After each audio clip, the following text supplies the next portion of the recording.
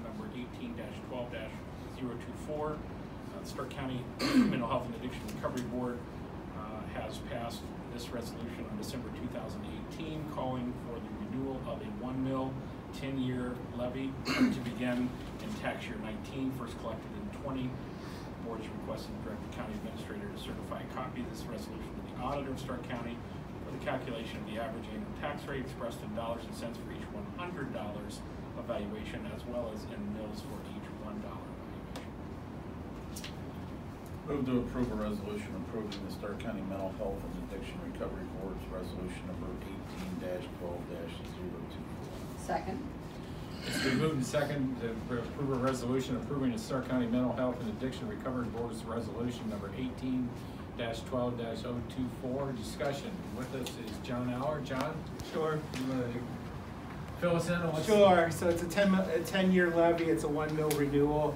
We use those monies to provide prevention, intervention, and treatment services in the county. So when you look at 18 number, which ended June 30th of last year, we served about 20,000 people in treatment, and then we served about 25,000 people in prevention services. And so if you look at our opiate numbers, for instance, a significant portion of the levy is used to fund opiates. In 16, we had 118 deaths. Last year, I think we're going to end up at the end of 18, we're at 63, which is about a 47% decrease. That is different than what a number of other counties similar to us are trending across the state. And so we did that by increasing access, expanding medication-assisted treatment, creating some diversion programs. So right now in all of the hospital ERs, we have somebody working for through our task program, that as people are coming in for an overdose, they're being connected then with task, who's connecting them to treatment. So that's just an example of how we're using those dollars on the treatment piece. And then the other thing I wanted to highlight is, as many of you are aware, we've been in the middle of a suicide contagion in the county. And so we currently this year have, we're in 18 of the school districts across the county, 93 school buildings, and we have about 75 staff that we help fund.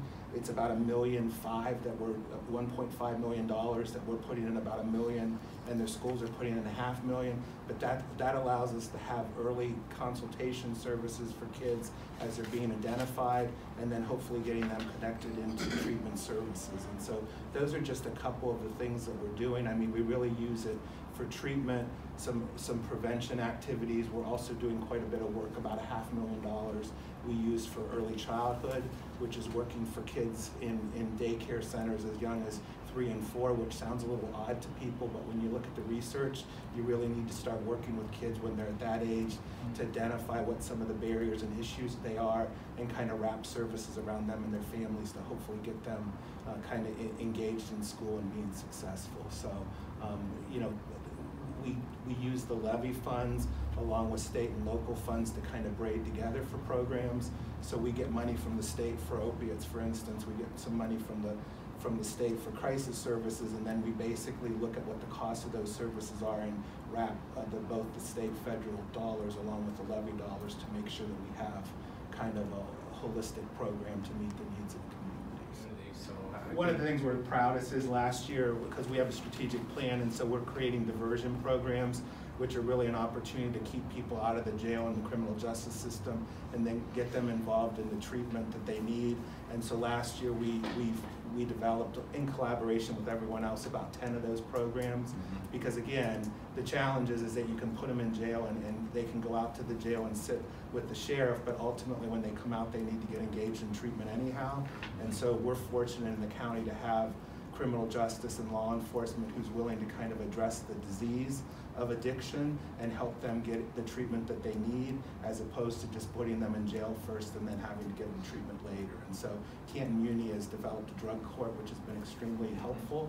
And again, we're not able to do a lot of that work without having the law enforcement and different stakeholders be willing to kind of partner on that, and we're fortunate to have it in the county. I know you're supporting for the good work you're doing, so. Okay, it's been moved and second for a resolution approving the Stark County Mental Health and Addiction Recovery Board resolution.